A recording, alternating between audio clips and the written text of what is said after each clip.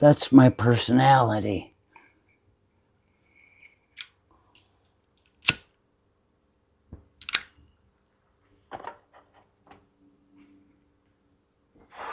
The power of lie. The power of a lie. We're going to talk about a deeply seated, inherited trait that I've had to quell throughout my entire life as a reasoning human being, because I know the power of lie. And now we are seeing the formation of a lie that sways millions of people in St. Vitus's dance.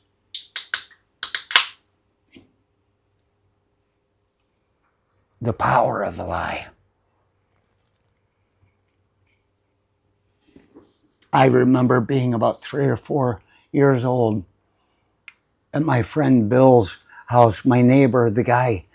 I remember him my entire life. I really don't have too many memories before him, and I can't be sure that they were before him. They were just without him. Dreams, nightmares. Stuff of a 2 and 3-year-old.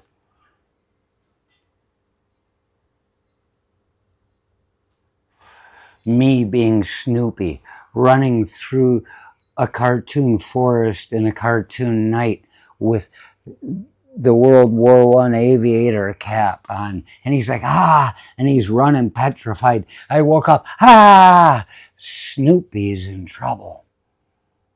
So you want to ask how far back these dreams go? That's about the right time. And that's where my mind begins, is somewhere around the time of a nightmare.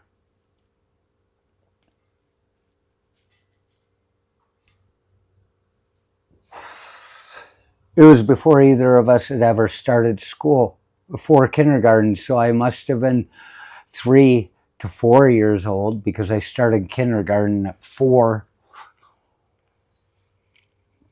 But we would play between each other's houses. There was a pond in between.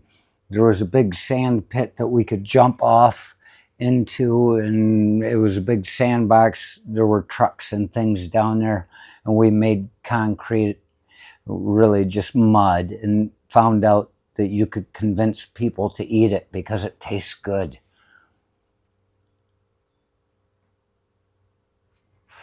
Sometimes we'd have a lunch at my mom's, because my mom was there. It was me and my mom during the day. All the kids were at school. My dad was at work.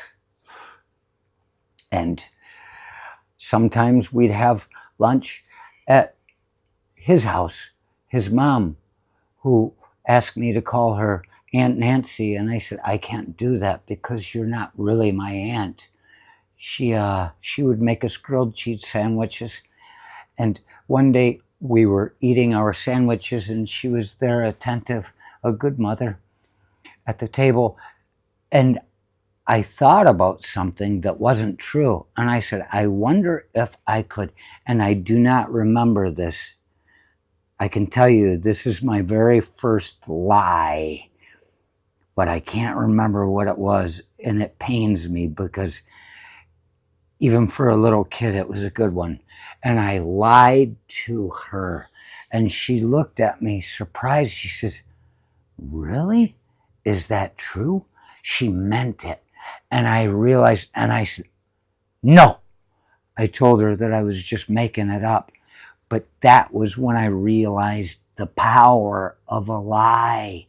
You can pull a lie on full-grown adults, and if they don't know any better or don't want to, they'll take it and they'll feed on it. But I stopped it from happening because I realized even at that age that this was dangerous. This is a distinct memory of mine. Turns out it's genetic, my ability for bullshit. And it's humane. It's the future of my humanity, the possibilities that stop me from taking advantage of something so simple, something that is useless in the end because nobody benefits. Nobody.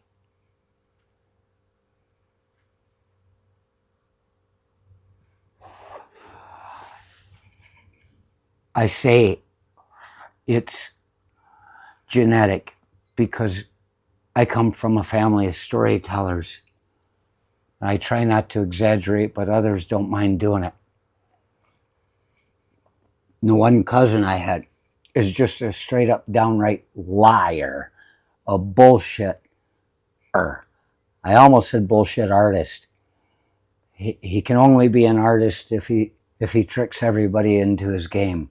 Right now, he's still a novice as far as I'm concerned. He never even made it to fucking, intermediate, because it was just like, this is too much for anybody to believe. He would say things, and I'm like, it's in the bloodline. And then when I was in the army,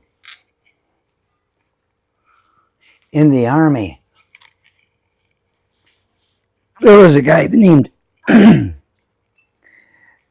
Dietrich that was a good friend of mine. We became really good friends. We were out hounding chicks, I wasn't getting any, but he is naturally a bullshit artist, and he seemed to do all right when I wasn't around. And he would tell stories about how he was the lead singer for Jackal before they became Jackal, and he would tell stories about how he was a race car driver, and he's the one that sang the song, I'm not going to sing it, it's a dirty song. He sang a dirty song. If your father goes on business trips and leaves you alone, do you keep her company? Motherfucker, motherfucker. He would sing that, and I just, it's kind of witty. I don't know where he got it, but I would watch him lie to people, and I would keep it to myself. And I see how this works now, looking back. I would keep it to myself because I think he's not lying to me. He's just bullshitting others. We're best friends.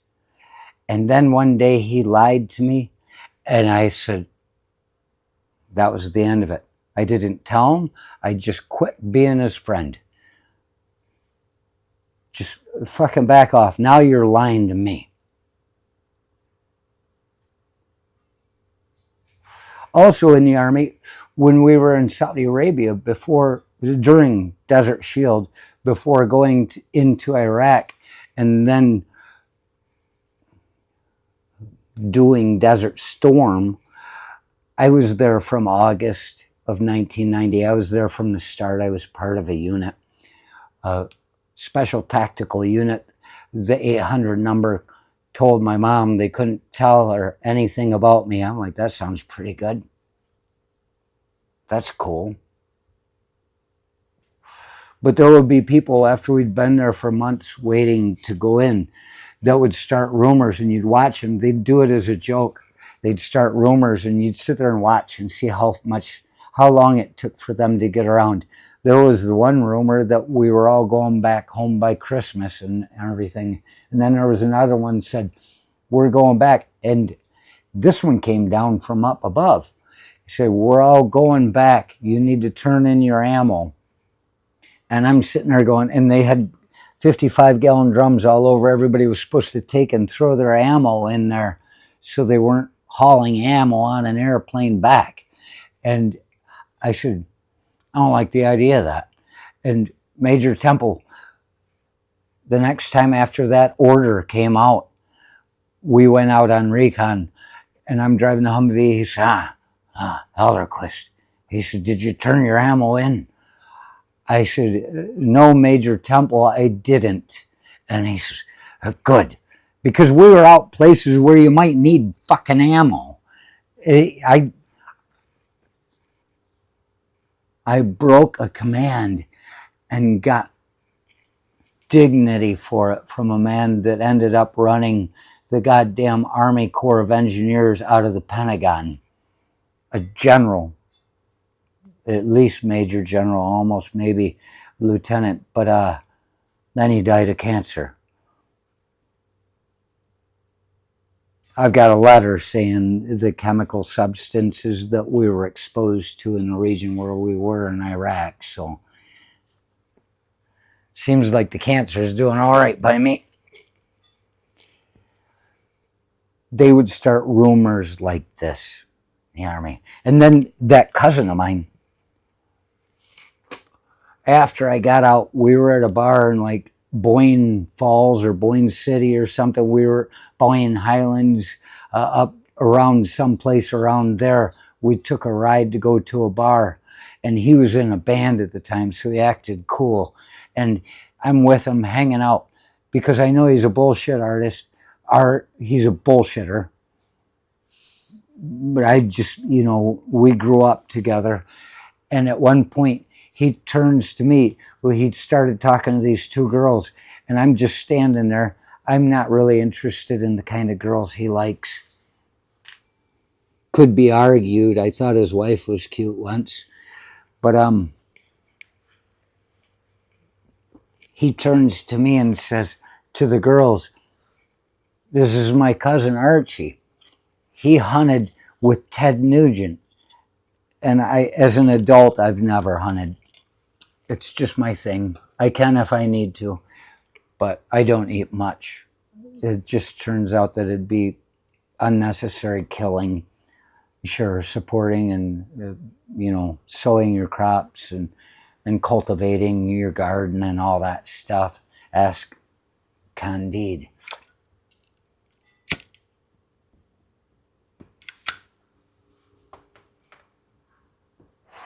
He says, "This is my cousin Archie. He hunted with Ted Nugent." And I'd had enough of him trying to lure me into lies with him. And I looked at him and I said, "What?" And he said, "Yeah, you hunted with Ted Nugent." And I said, "You must be mistaking me for someone else." And the girls went, and he's like, "Oh yeah, that must have been somebody else." And he tries to cover it up. But this thing, don't bring me into your lie. If I want to tell a lie, I'll make one up on my own. Like trying to sneak a joke into my ear in a mass hall, in a committee hearing, like people try to do.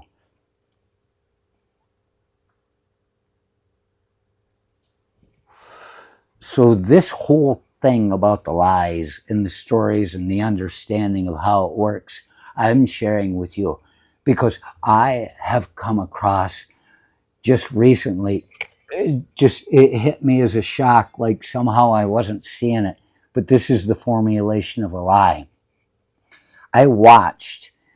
It's been coalescing. It's been coming together. It's been becoming clear as an object in its own right, an object of a lie.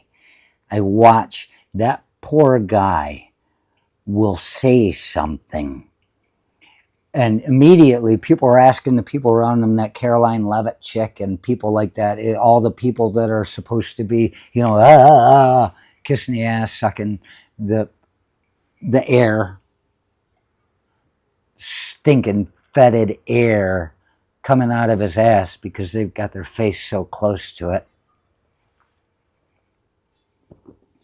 They get asked about what that poor guy just did, and they go, "Oh, well, I eat." And the people are saying this stuff, and then within a day or two, once that poor guy says something again and lies about it, makes up some just unbelievable. It's unbelievable. Of course it's unbelievable because you're lying to me.